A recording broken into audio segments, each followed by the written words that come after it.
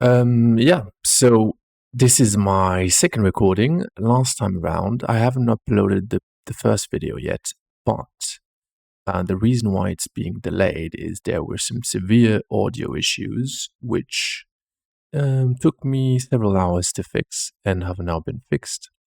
It should be uploaded before this one, obviously, with subtitles. So if you haven't watched the first video yet and you're interested in the topic, um, it's now possible to watch it because there are subtitles, and it was difficult to find.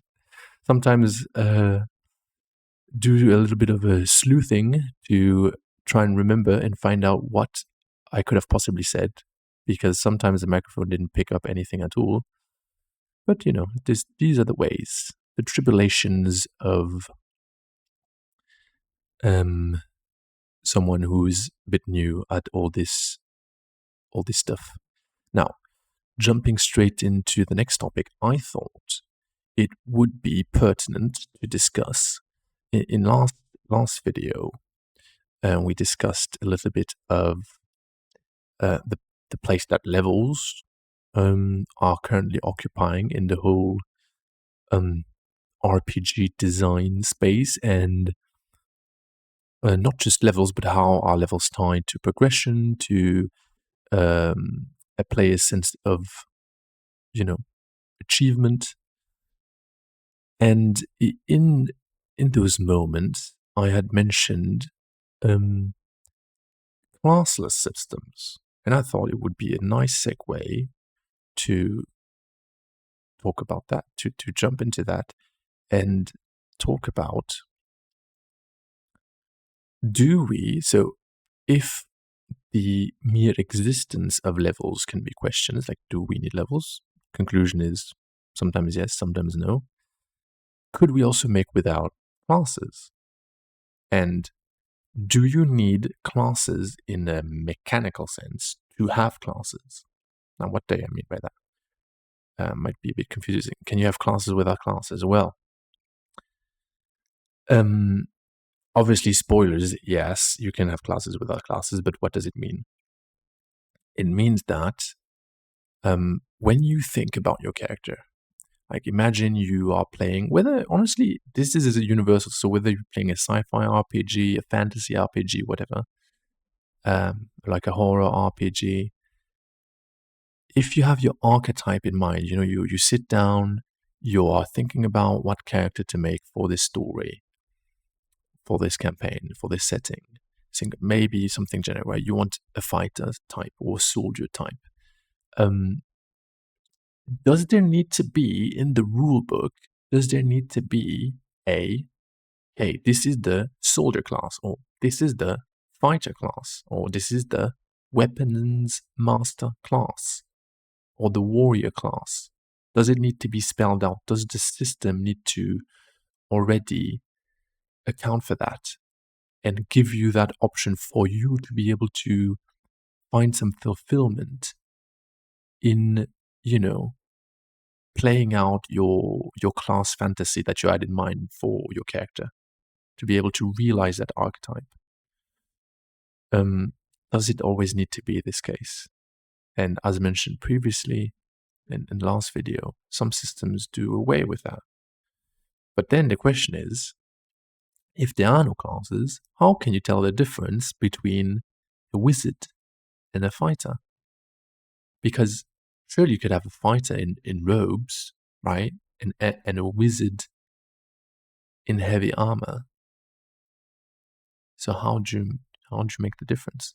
Well, first thing I want to mention is just the benefit of having a classless system is you can have a wizard in heavy armor and a fighter in robes. Now, some systems allow for that, others don't, right? So, but then is the question, what elements of your character contribute to fulfilling the class fantasy? And honestly, I would argue, even in a traditional RPG like Dungeons and Dragons and Pathfinder and such like, D&D likes, if you will.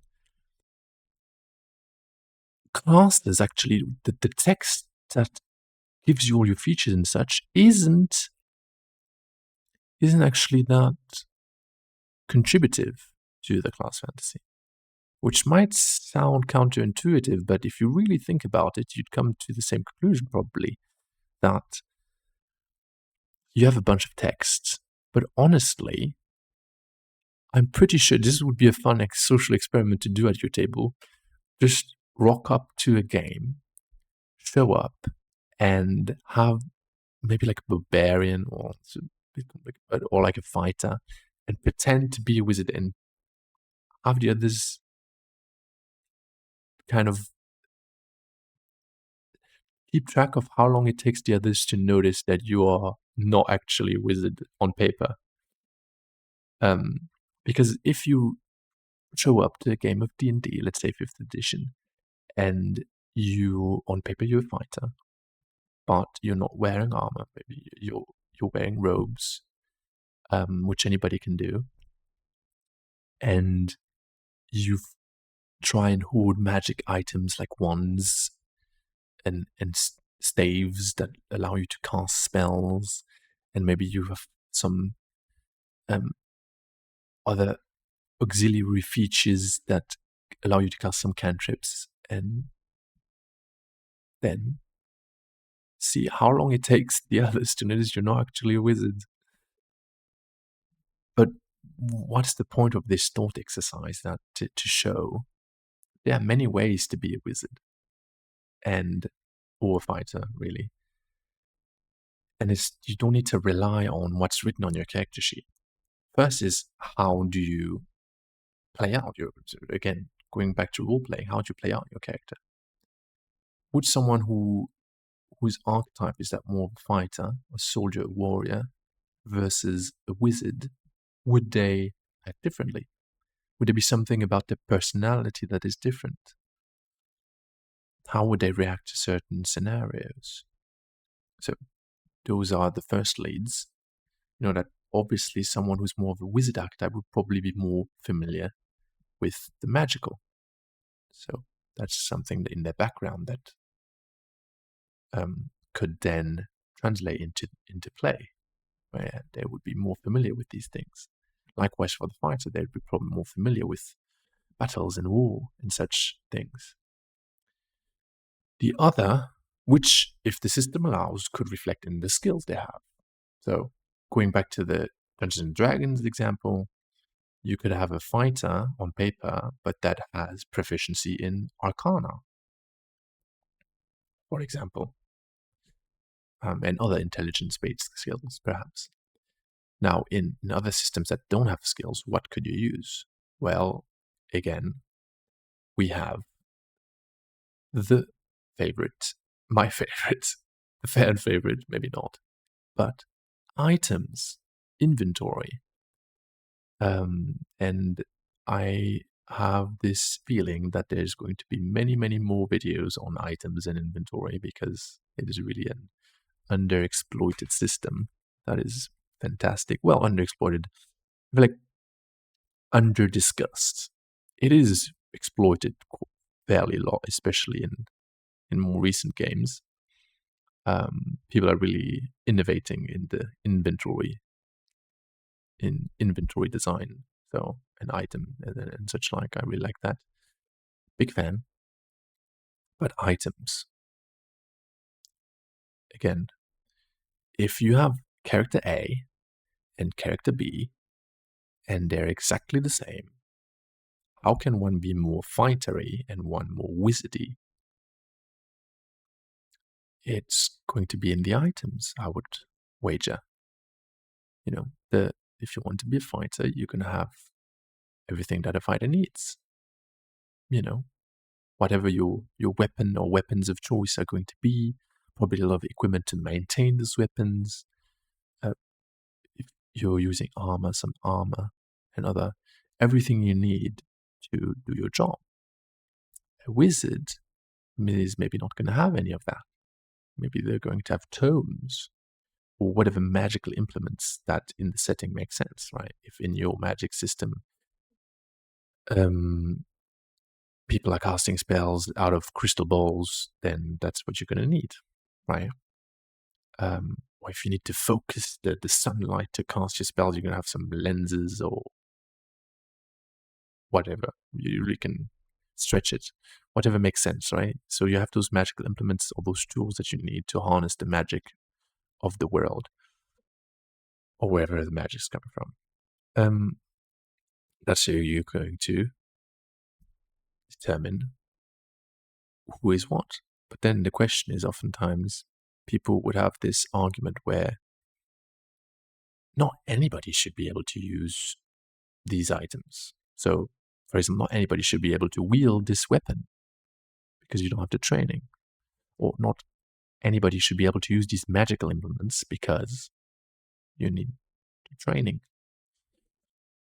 And that is a difficult question because, of course, there's a question of realism. If you were to give me a sword, I wouldn't know what to do with it. I mean, I could hold it and maybe hold it up in front of me in desperate hope to deflect an incoming blow, but that's as much as I would be able to do with it. I don't have the training to use a sword. So should I be able to, in an RPG setting, be able to have a sword and use it? Well, that's often when we come to a hurdle where realism kind of gets in the way of play. And that becomes a choice of system. What do you prefer at your table? More realistic, more allowing of a system where if you just find a sword, you can use a sword, or do you need to have the training required for that? So some systems will have skills, others not. Some will have ability scores and ability score requirements. Or to wield the sword, you need a strength of so and so, maybe just above average strength to wield this weapon. Okay, makes sense. Or maybe you use this magical implement, you need an above average intelligence. Could also be. So those are avenues for maybe adding some realism to the whole classless system. And in a way, it is still very much related to items, but why is it that, let's say, again, we're going to our example of character A and B, who are otherwise completely identical except to what they have in their inventory. One has weapons and armor in their inventory, one has magical implements. If they swap inventories, you could say if there's no skill, no training, none of that, then there'd still be, then they would have completely swapped. Then they're equal in all ways. Then one becomes the wizard who was previously the fighter, and the one who was previously the wizard becomes the fighter. And some people might have issues with that. It does sound a bit strange, doesn't it? And that's when choices come into play. Like where did those items come from? Oftentimes, a sword, at least in fantasy RPGs, a sword is not just a sword. A magical implement, let's say a tome, a spellbook is not just a spellbook. Or a wand is not just a wand. So, how does that all come together? Well, through adventuring, you're going to make choices. You will say, oh, I chose to keep that wand. Or I found that tome. Or I found that weapon. Right? There is a strong association with the character, even if it's not mechanical. Some systems do have like systems where it is now soul bound. to your character or something like that, or like there's a curse that makes it so you can't give it to anybody else. So through your adventuring, you've found these things, you've earned these things, you've worked towards these things, and they feel distinctively yours. So giving them, swapping them around, even though might be, totally a valid way of doing it, doesn't feel the same. Like if I just know I got this other character's, favorite weapon, to me, will not have the same value. So there is a certain level of association and attachment to the items, where even though mechanically there's nothing stopping you from swapping them around, they are becoming bound to the character just, I guess, through sentimental value, you could say. But again, I think this would be an interesting avenue for designers an interesting avenue to pursue, right? Would there be something about the power of these items that would slowly, the more you use them, the more they get bound to your character? Now that's interesting. That could be something, a solid alternative to you've attuned to this item now, it's bound to you forever and it's cursed and there's nothing you can do about it. Feels very black and white. Whether if it's more gradual, every time you use this staff, it gets more tied to you and it becomes more part of you. That would be a way to use mechanics to really describe what's happening on the whole sentimental value thing. You have mechanics and narrative working together to tell the story, and I love that. So it becomes these items that gradually, the more you use them, these are powerful items, and you use them. So there's an incentive to use them because of their power. But also, the more you use them, the more they become bound to you. And if anything were ever to happen to them, there might be consequences. Like you lose a part of your soul because now it's part of you, like a phylactery of sort. Interesting. I might steal that idea. I mean, my own idea, I guess. Steal my own ideas, but I'm sure someone has come up with that already. So if anybody knows a system that works like that with items, let me know in the comments. Would love to check it out because nothing's new under the sun, I guess. If I've come up with it, probably someone has as well. And I think that's the beauty, but also a bit of a bummer when thinking about RPG design. It's like whenever I come up with something, I realize, someone's already done that, probably. So, well, that's just how things go. Now, we have items, and items as end choices, and how we relate to items to express class fantasy. So, if anybody has in the past ever done the whole played at a table and pretended to be a different class than they actually are, tell me about it in the comments. I would love to read about it, because I think that's very relevant to this topic. And hopefully this time around, the sound quality has been much improved. And I will see you all in the next video.